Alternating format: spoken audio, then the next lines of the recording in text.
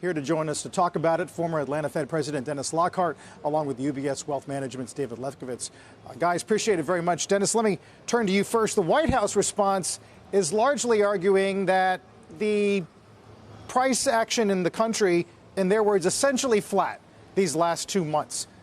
Did today's print give you new cause for alarm? To some extent, yes. The core number, month over month, which I think is the most important number to follow, doubled from 0.3 to 0.6.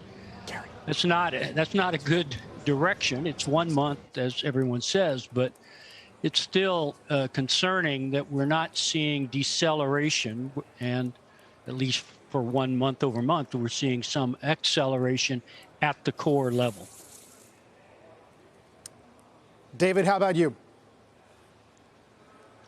Yeah, I mean, I think the market reaction, Carl, is pretty understandable. I mean, the inflation data was a lot hotter than most people were thinking, what we were thinking as well.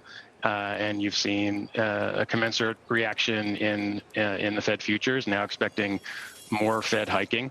And obviously that's a challenging backdrop for the equity market. So I think the moves we're seeing today, do make a lot of sense. Okay, why do they make a lot of sense? Well, I'm just saying in terms of, the fact that the core inflation was, and we know that that's less volatile than the headline, and the headline was aided by the fall in energy prices, but the inflation pressures, at least this month, are still pretty broad-based, and obviously that's a challenge for the Fed. Dennis, Goldman today increasing their expectations. They see 75 this month, another 50 in November, another 50 in December. Takes the year-end rate to 4 to 4.25. Does that seem reasonable in your view? Yeah, I think it's quite plausible. I certainly expect 75 next week. I doubt that we're going to see 100. I don't think they will take that kind of move, but I think 75 is pretty sure. And then where we end up at year end, whether it's 375 to 4 or 4 to 4.25, will depend on inflation data that comes in the fall. It's too early to say, but it's quite plausible what Goldman has predicted. Right. They also, one common view is that we're going to be looking at job losses. I think it's B of A sees declines in employment pretty much through September, beginning in January, February. Do you expect that to be somewhere in the realm of the possible, that we lose a couple million jobs in the first 2/3 of 2023? Well, I haven't thought that question through, and certainly haven't put a number on it. I think the unemployment rate, the U3 unemployment rate, as well as the U6, the two most important of the unemployment rates, are likely to rise. They're likely to rise above 4% as we go through this process.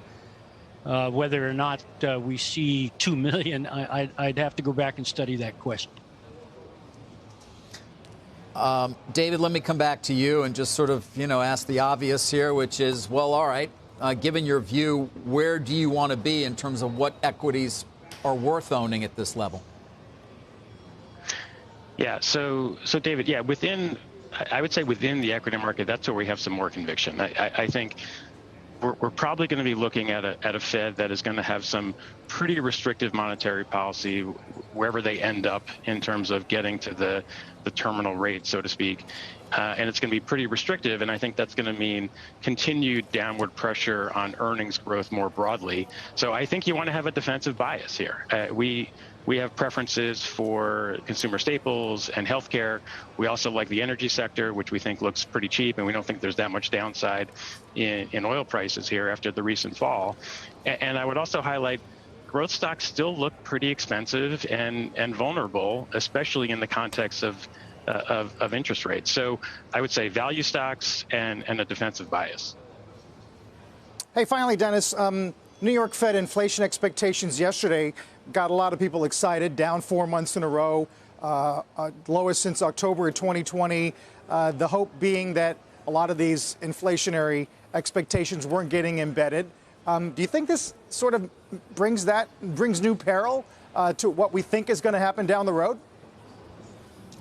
Well, certainly if we were to see particularly gasoline prices start to rise again, I think those expectations might turn out to be the good expectation numbers might turn out to be fleeting, because I think the public is very, very influenced by gasoline prices. So for now, I think the New York Fed's expectation survey is encouraging, and I think it's encouraging to the policymakers, because they certainly don't want to see expectations become unanchored. But that they could be very fragile depending on what happens in certain key commodities in the fall.